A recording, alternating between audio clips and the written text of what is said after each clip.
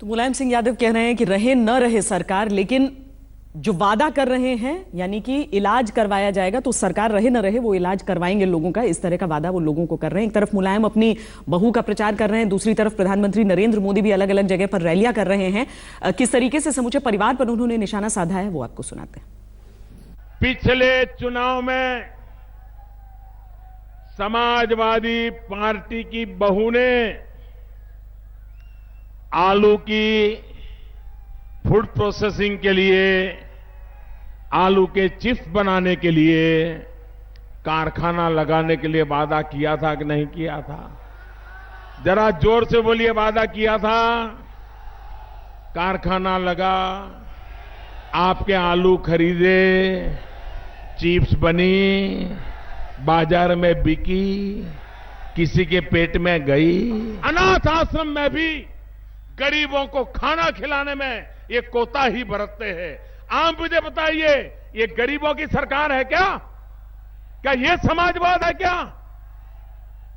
अरे भाइयों बहनों, आप मेरे खाते में एक कार नहीं है, एक गाड़ी नहीं है, मेरे पास कोई गाड़ी नहीं।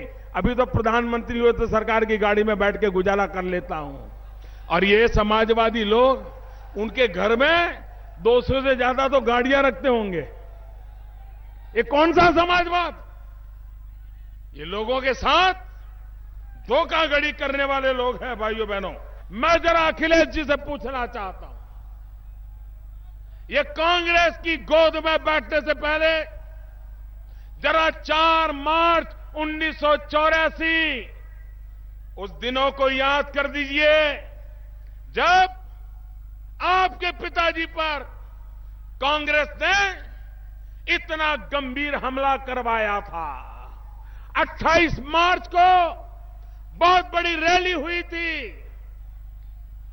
क्या कभी आपने सुना है कुर्सी के मोह में कोई ऐसा भी बेटा होता है जो अपने बाप की जिंदगी के साथ खेल खेलने वाले लोग, मौत का गांठ उतारने के लिए गोलियां चलाने वाले लोग और उनके पीछे जो लोग थे, उनकी गोद में बैठ करके राजनीति करना, इससे बड़ी शर्म की बात क्या हो सकती है?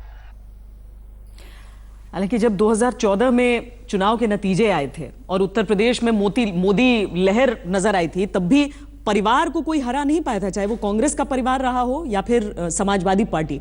तो ऐसे प्रहार से कोई फर्क पड़ता भी है बीच चुनाव में? जो सबसे बड़ा दुर्भाग्य है श्वेता, कि कोई हारे या जीते परिवार चलते रहते हैं। हाँ। और परिवारों पर कोई आंच नहीं आती।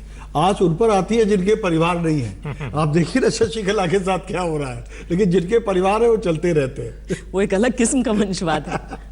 लेकिन श्वेता, जो परिवार की कहानी है, अभी मैं आजम खां को जब सुन रहा था, मैं एक महत्वपूर्ण इशू की तरफ ध्यान आकृष्ट करता हूं। देखिए, ये लोग कह रहे हैं कि भाई हमने बहुत खर्च किया। ठीक है, आपने खर्च किया, आपने डेवलपमेंट किया। ये हो सकता है कि अखिलेश यादव की सरकार की परफॉर्मेंस पिछली सरकारों के मुकाबले बेहतर हो, लेकिन उत्तर प्रदेश कहाँ खड़ा है आज? Regional imbalance. वो कह रहे हैं कि बहुत पैसा आया है, आपने सैफई पर पैसा खर्च किया, रामपुर पर किया, लखनऊ पर किया, इटावा पर किया, लेकिन what about Ballia, what about Azamgarh, what about Jaunpur, what about Pratapgarh? तो उत्तर प्रदेश में जो रीजनल इम्बैलेंस है वो इस चुनाव में मुद्दा ही नहीं कहीं है। ये मुद्दा है कि कौन किधर जाता है, कौन बिरादरी, कौन वो है। आप ये देखिए कि एसडीआई में आप पहले भी कहते हैं कि भाई मानव विकास सूचकांक में उत्तर प्रदेश नीचे है, हालांकि मध्य प्रदेश उससे भी नीचे है। आप देखिए जो इस समय साक्षरता दर है उसमें उत्तर प्रदेश 29वें स्थान पर है। ये अलग बात है कि राजस्थान बीजेपी रूल 33वें स्थान पर है, केरल नंबर 1 पर है। पॉवर्टी लाइन में भी उत्तर प्रदेश 20वें 22वें पर है, गोवा नंबर 1 है, केरल नंबर 2 है। तो हमारा कहना है कि विकास को लेकर न तो बीजेपी ये दावा कर सकती है कि उसने बहुत कुछ किया है, वो भी यहाँ रही है केंद्र सरकार के तहत भी, और न तो और कोई कर सकता है। जो मॉडल विकास का है वो साउथ इंडिया, दक्षिण भारत के राज्य दिखाते हैं, उसकी नकल तो कीजिए। अकल आपके पास है तो नकल क्यों नहीं कर रहे हैं? मुझे ये नहीं समझ में आता। आपने चुनाव में जो अवास्तविक मुद्दे हैं उनको वास्तविक बना दिया है, और जनता जो है वो कम से कम आपने उसको पीछे छोड़ दिया जी। ऐसे ही इलाकों में चलते हैं कुछ, जहां पर लोगों को इस बात की परेशानी जरूर है, इस बात की शिकायत है, इस बात को उम्मीद करते हैं कि मुद्दा भी बनाया जाएगा। संभल में संजय शर्मा हमारे साथ हैं। संजय, क्या स्थिति है वहां पर अभी? संभल में अभी फिलहाल 5 बजने वाले हैं और सन्नाटा पसरने लग गया है, लेकिन जहां मुद्दों की बात करें, जैसा कि अभी हमारे वरिष्ठ सहयोगी बता रहे थे कि जो मुद्दे हैं वो जातिगत हैं, और लेकिन यहां पर हम देख रहे हैं, हमने इतने सारे लोगों से बात की, आसपास के इलाकों में मैं गया, लोगों से बात की, नौजवान मतदाताओं से बात की। पोलराइजेशन यहां भी है, लेकिन धर्म के नाम पर कम, जाति के नाम पर कम, काम के नाम पर पोलराइजेशन दिखाई दे रहा। 25 साल से यहाँ के लोगों ने, संभल ने जिस को अपना नुमाइंदा बनाया, उन्होंने 25 साल में क्या किया, अब उसका आकलन कर रहे हैं लोग। इसमें बहुत सारे वो लोग भी हैं जो नुमाइंदे जिनके धर्म से आते हैं, उन लोगों का भी कहना था कि अब इस बार हम लोगों ने तय कर लिया है, वोट किसे देना है ये बाद में तय करना, लेकिन किसे नहीं देना है वो हमने तय कर लिया है। तो मैं ये ना काहू से दोस्ती ना काहू से बैर के अगर सिद्धांत पर मैं चलूं और बताऊं तो जितने सारे लोगों से मैंने बात की उसमें हिंदू मुसलमान सारे लोग हैं। उनका कहना है कि यहां का बस अड्डा किराए पर चल रहा है। 25 साल से हमारा नुमाइंदा मंत्री भी रहा और 25 साल से हमने उनको नुमाइंदगी करने का मौका दिया। यहां पर ITI है, वो यहां से 15 किलोमीटर दूर है, कॉलेज एक है, लड़कियों का कॉलेज एक है, आबादी लाखों में है। तो ऐसे में कहां जाएं बच्चे? 12वीं पास करने के बाद वो कहां जाएंगे? सड़कों की हालत खराब है। जो व्यापार है यहां का वो चौपट हो चुका है, क्योंकि यहां पर एशिया की सबसे बड़ी मंडी पेपरमिंट की मंडी, पेपरमिंट का मेंथा तेल यहां निकलता है। जानवरों के सींगों पर कला होती है या फिर हड्डियों से जो कलाकृतियां बनाई जाती हैं, उसका बड़ा कारोबार यहां होता है, लेकिन चीजें दुरुस्त नहीं हो रही हैं। लिहाजा अब लोग कह रहे हैं कि हम तय करेंगे कि आखिर किसकी पतंग उड़े और किसकी गुड्डी कटे। यानी अब वो वोट की चोट करने को तैयार हैं। पहले ये माना जाता था कि यहाँ के लोग मेंथॉल की तरह ठंडे हैं, लेकिन अब शायद उनका खून, उनका जोश उबाल ले रहा है। तो हो सकता है कि यहाँ कुछ ऐसी चीजें हों, अप्रत्याशित परिणाम भी आ सकते हैं। जनता के नब्ज को उम्मीद है कि राजनेता पढ़ चुके हों। बरेली में हमारे साथ हिमांशु मिश्र हैं, हमारे संवाददाता। हिमांशु, वहां पर भी कतारें अब धीरे धीरे कम हो रही हैं या अब उत्साह ज्यादा बढ़ रहा है? श्वेता, मैं बता दूं कि कतारें सुबह बहुत ज्यादा थी, बीच में कम हुई। अब लोगों को, क्योंकि अंतिम समय है वोटिंग का, तो अब लोग वोट करने जरूर बाहर आने लगे हैं। मैं इस वक्त जो हूं बरेली कैंट के अंदर हूं। यहां आप देख सकते हैं कि कतार नहीं है, लेकिन लोग जो है धीरे धीरे वोट करने जरूर आ रहे हैं। सबसे बड़ी बात यह है कि बरेली के लिए ये कहा जाता है कि विकास नहीं है। 6 बार से यहां सांसद है संतोष गंगवार। वो जिस तरीके की विकास की बात करते हैं, उनके टाइम पे नहीं हुआ, विधायकों के टाइम पे नहीं हुआ। तो कहीं ना कहीं विकास की जो रफ्तार है वो धीमी है। रामपुर नजदीक है, रामपुर का विकास होता है, बरेली का नहीं होता। तो लोगों के अंदर कहीं ना कहीं, उनके जहन के अंदर एक गुस्सा है कि बरेली क्यों नहीं उस विकास की राह को पकड़ता है जो रामपुर पकड़ता है या लखनऊ पकड़ता है, अमेठी क्यों नहीं पकड़ता। ये सारी चीजें जो है, विकास यहां से है। नोटबंदी एक बड़ा मुद्दा है यहाँ, क्योंकि छोटे व्यापारी हैं, यहाँ पे व्यापारियों के ऊपर बहुत असर पड़ा था नोटबंदी का, वो भी एक बहुत बड़ा मुद्दा है। लेकिन अगर कहें कि धर्म के आधार पर वोटिंग है, वो इस बार शायद बदलने जा रही है। जातिगत वोटिंग नहीं हो रही है।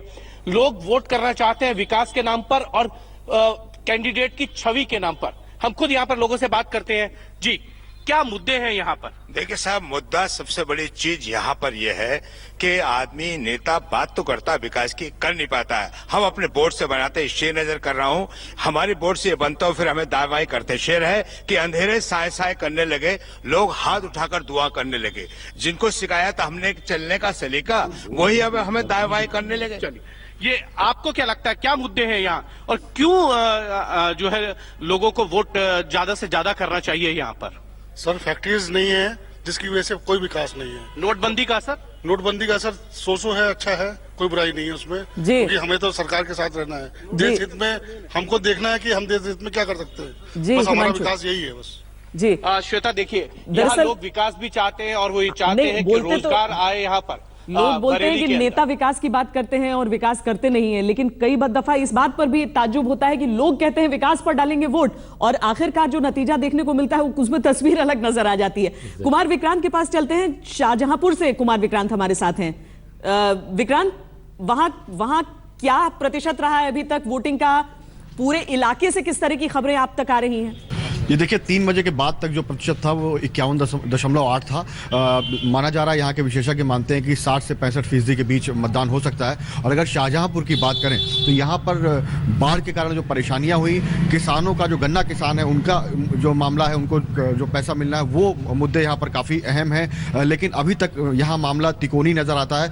कोई वोटर खुलकर कुछ भी बोलने को तैयार नहीं है। लेकिन एक बात ज़रूर कह सकते हैं कि इस इलाके में जिस तरीके से विकास होना चाहिए था वैसा नज़र नहीं आता है, जिसको लेकर के यहाँ के लोगों में नाराजगी है। उनका कहना है कि विकास होना चाहिए और उसके लिए हम यहाँ पर इस बार मतदान करने जा रहे हैं। हमारे साथ 2 खास लोग हैं श्वेता जी। एक तो आज़ादी की लड़ाई में फांसी का फंदा चुभने वाले अशफाक उल्लाह खां के पोते, जिनका खुद नाम अशफाक उल्लाह खां है, और दूसरी जो पूरा यूपी क्या पूरा देश जानता है, 10 सुंदरी फूलन देवी, उनके पति जो कि यहाँ से बसपा के प्रत्याशी रह चुके हैं, अब कांग्रेस में आ गए, उम्मेद सिंह। ये दोनों मौजूद हैं। उम्मेद सिंह जी, ताना बाना सामाजिक जातिगत आप लोग देख रहे हैं चुनाव में, या किस तरीके का चुनाव यहाँ पर देख रहे हैं शाहजहांपुर के पूरे इलाके में? देखिए, यहाँ शाहजहांपुर में एक ऐसा माहौल है कि सभी जाति सभी धर्म के लोग यहाँ, ना तो धर्म के नाम से राजनीति होती है, यहाँ विकास के नाम पे। और आज जो राहुल और अखिलेश, आप पार्टी की बात करने लगे, आप ये बताइए कि धर्म के नाम पर वोट क्या आपको लग रहा है यहाँ पर पड़ा है या जाति के आधार पर पड़ा? नहीं, यहाँ धर्म जाति के नाम पे नहीं, यहाँ तो विकास के नाम पे वोट पड़ा। विकास के नाम पड़ा। कुमार विक्रांत, आप उनसे बातें करें। यहाँ पर हम एक ब्रेक के लिए रुक रहे हैं। ब्रेक के बाद हम मुरादाबाद चलेंगे अपनी संवाददाता मौसमी। हम अपने तमाम संवाददाताओं से लगातार बातचीत कर रहे हैं कि वोटिंग कैसी चल रही है, कहां पर। मुरादाबाद की बारी अब मौसमी सिंह वहां से हमारे साथ हैं और उनके साथ तमाम लोग भी हैं। जी मौसमी।